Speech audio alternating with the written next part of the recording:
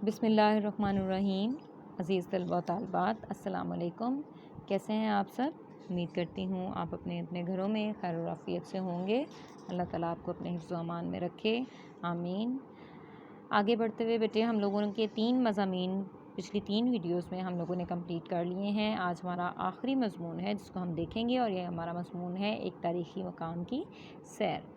मज़मून शुरू करने से पहले बेटा मैं आप लोगों को ये बता दूं कि जो हमारा उर्दू ए का निसाब है, उसमें उर्दू ए के निसाब में जितनी भी हम स्टोरीज़ रीड आउट करते हैं, जितनी भी हमारी कहानियाँ होती हैं जो हम पढ़ते हैं, उसके हम खुलासे तहरीर करते हैं।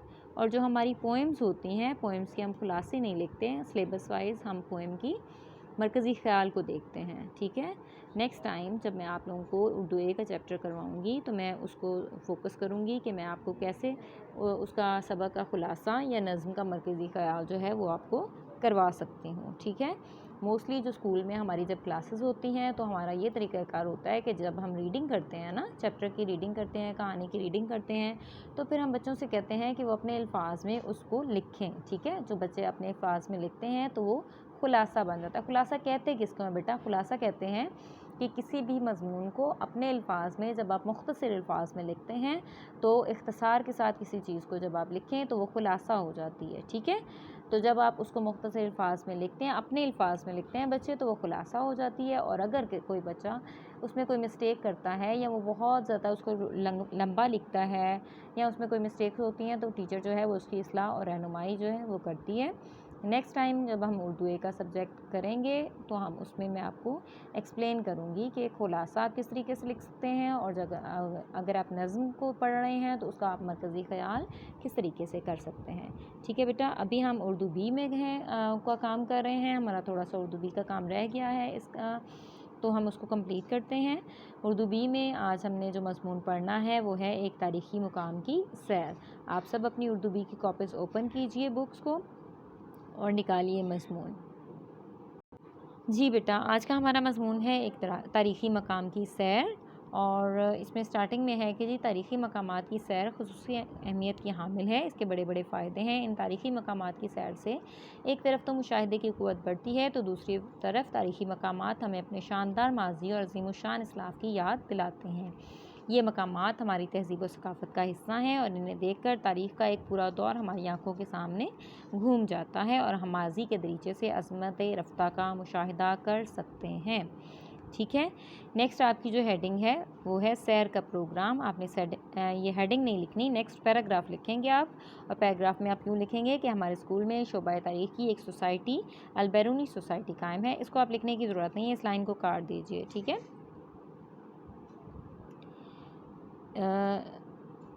हाँ जी, आप यहाँ से लिखेंगे जो हमारे उस्ताद हैं इकबाल अहमद कुरैशी हैं, ठीक है।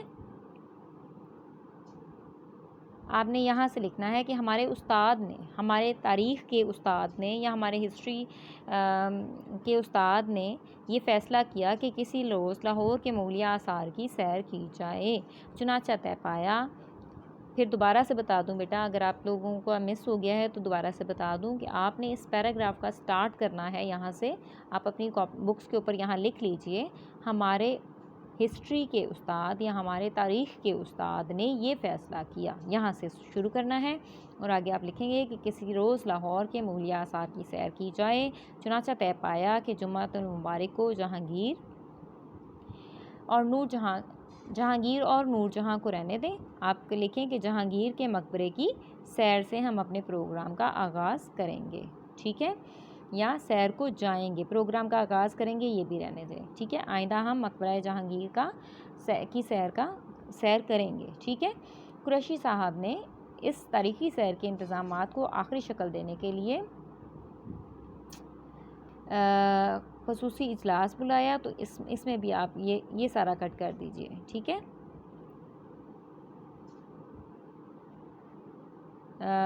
यहाँ तक, ठीक है, यह आपने कट कर देना है।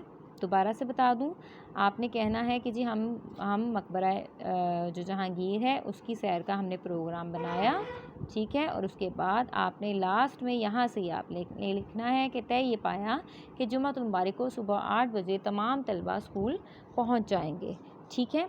उसके बाद आपकी रवानगी की हेडिंग है, तो रवानगी की हेडिंग को आपने नहीं लिखना, आप आगे लिखेंगे हम लोग बड़ी बेचैनी से जुमातुल मुबारक का इंतज़ार करने लगे।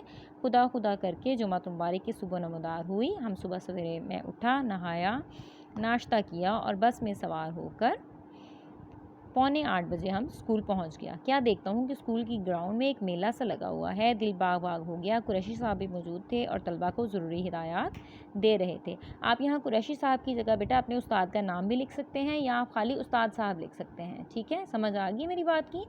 खाली उस्ताद साहब भी लिख सकते हैं या आप अपने टीचर का नाम भी मेंशन कर सकते हैं। ठीक है, तमाम तलबा पहुंच चुके थे। एक स्पेशल बस का इंतज़ाम किया गया था जो स्कूल के सदर दरवाजे पर खड़ी थी। हमने कुछ सामान, खुर्दोनोश और फल वगैरह का इंतज़ाम कर लिया था। हम सब खुशी खुशी बस में सवार हुए और बस हंसते खेलते काफ़िले को लेकर मंजिल मकसूद की तरफ रवाना हुई। जी, नेक्स्ट है दरिया का मंजर। दरिया के मंजर की हेडिंग कट कर दें। कोई 15 मिनट के बाद हम दरियाए रावी के पुल से गुजर रहे थे। ये नया तामीरशुदा पुल एक मुनफरिद शान रखता है। दरिया का मंजर नहायत दिलफरेब और दिलकश था। जी, बाएं तरफ दरिया के अंदर मूलों की एक और यादगार बारादरी नज़र आ रही थी जो अब खंडरात में बदल चुकी है।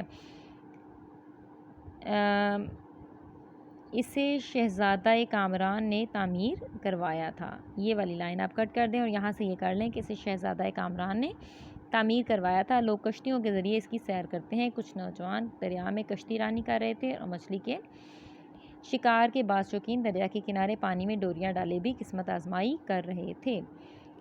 जी, ये शेर अगर आप याद कर सकें तो ऐड कर लें वरना इसको आप रहने दें। ठीक है, मकबरा जहांगीर की हेडिंग जो है उसकी हेडिंग को कट करें। अब बस पुल से गुजरती हुई मकबरा जहांगीर की तरफ रवाना हुई। जब हम रेलवे फाटक पर पहुंचे तो ये बंद था, चुनांचे बस फाटक पर रुक गई और हम रेलगाड़ी का इंतज़ार करने लगे। ये रेल फाटक वाला जो है इसको आप कट कर दें ताकि ये शॉर्ट हो जाए। मज़मून काफ़ी ज़्यादा लॉन्ग है और आपके याद करने के लिए आसान हो जाए। ठीक है, नेक्स्ट पेज पे चलते हैं। जी, रेलगाड़ी गुजर गई, इसको रहने दें। जी, आगे देखें। हम चंद लम्हों के बाद मकबरा जहांगीर के सदर दरवाजे पर खड़े थे। हमारा काफ़िला कुरैशी साहब की क़यादत में इस तारीख़ी इमारत की चारदीवारी में दाखिल हुआ। हमने टिकट खरीदे और आगे बढ़े। मकबरे की पुरशकवा इमारत, हसीन व जमील बागात का रूपरवर मंज़र हमारी आंखों के सामने था। हम रविशों से गुज़रते हुए दिलफरेब मनाज़र से लुत्फ़अंदोज़ होते हुए जहांगीर के मज़ार तक पहुँच गए। मज़ार पर तिलिस्माती और अफसानवी माहौल ने हम पर अजीबो गरीब कैफियत तारी कर दी और हम चंद लम्हों के लिए शानदार माजी की हसीन यादों में खो गए। नेक्स्ट भी बेटा एक शेर है, इसको आप कट कर दें। फ़न तामीर का आला नमूना, ये पूरा पैराग्राफ आप याद कर लीजिएगा। इसके एंड में एक शेर है, इसमें इसको भी कट कर दीजिए क्योंकि इसमें ना फ़ारसी अल्फाज बहुत ज़्यादा हैं तो ये आप याद नहीं कर सकेंगे, आपके लिए थोड़ा मुश्किल हो जाएगा। ठीक है, उसके बाद अज़ीमुश शान मीनार है, ये आप पूरा पैराग्राफ बेटे याद कर लीजिएगा। ठीक है, बहुत इजी सा है ये कि उसके अज़ीमुश शान मीनार हैं। इस अजीम मकबरे के ऊपर जाने के लिए चारों तरफ संगे सुर्ख के बने हुए मीनार हैं। चारों गोशों पर 4 बुर्ज हैं और हर बुर्ज पर एक एक मीनार है। दरियाए रावी पर खड़े होकर देखें तो इन मीनारों का मंजर बहुत दिलकश नज़र आता है। ये वाला आप शेर जो है ये याद कर लीजिएगा क्योंकि आपके मजमून में अगर आपने शेर लिखे हो तो उसकी ज़रा अच्छे से लुक अच्छी नज़र आती है। ठीक है, खड़े हैं दौर व अज़मत कुराए तन्हाई, मीनारे ख्वाब के शहसवार चुफ्ताई। इन मीनारों की एक खसूसियत ये है कि किसी भी मीनार से देखें तो बादशाही के मस्जिद के सिर्फ 3 मीनार नज़र आते हैं और इस तरह बादशाही मस्जिद के किसी मीनार पर खड़े होकर देखें तो ये तब भी सिर्फ 3 मीनार ही नज़र आते हैं। ठीक है, मकबरे के भी 3 मीनार नज़र आते हैं। ठीक है, नेक्स्ट पेज पे आइए बेटा। तो नेक्स्ट पेज पे मकबरा आसिफ जहाँ है इसको आप कट कर दीजिए और मज़ार नूर जहाँ है ये हम ये याद नहीं करेंगे क्योंकि ये बहुत लंबा हो जाएगा। हम सिर्फ मकबरा जहांगीर ही को लेकर चलेंगे। नेक्स्ट पेज पे चलें बेटा। नेक्स्ट पेज पे है जी नमाज जुम्मा की अदायगी। तो ये आप हेडिंग पहले कट कर दें, ये आप कर लीजिएगा। इसमें आप लिख लें कि नमाज जुम्मा का वक्त हो चुका था। हमने करीबी मस्जिद में नमाज जुम्मा अदा की और नमाज के बाद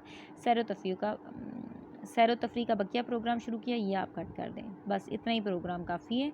मस्जिद में नमाज जुमा अदा की, अब शाम हो चुकी थी, यहाँ से आप आगे ये लिख लीजिएगा, ठीक है। ये आपका लास्ट पैराग्राफ हो जाएगा। यहाँ आप लिखिएगा कि अब शाम हो चुकी थी, चुनांचा हमने वापसी का प्रोग्राम बनाया, हम अपनी स्पेशल बस में सवार हुए और वापस स्कूल पहुँच गए। वहाँ से तमाम तलबा खैर आफियत से अपने अपने घरों को रवाना हो गए।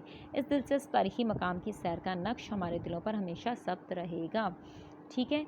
ये मैंने कोशिश की है कि आपके लिए बेटा मैं आसान करूं और इसको थोड़ा शॉर्ट कर दूं। अगर आप उसमें से कुछ चीज़ इंक्लूड करना चाहें, उसमें आपको इजी लग रही है और आप चाहते हैं कि मैं वो भी इसमें अपने मज़मून में शामिल करूं, तो आप इंक्लूड कर सकते हैं। और इसी तरह से अगर आपको कोई चीज़ इसमें मुश्किल लग रही है, मैंने अपनी तरफ से तो पूरी कोशिश की है कि आपके लिए आसानी हो, अब आपके लिए याद करने में आसानी हो, आपके लिए मुश्किल ना हो।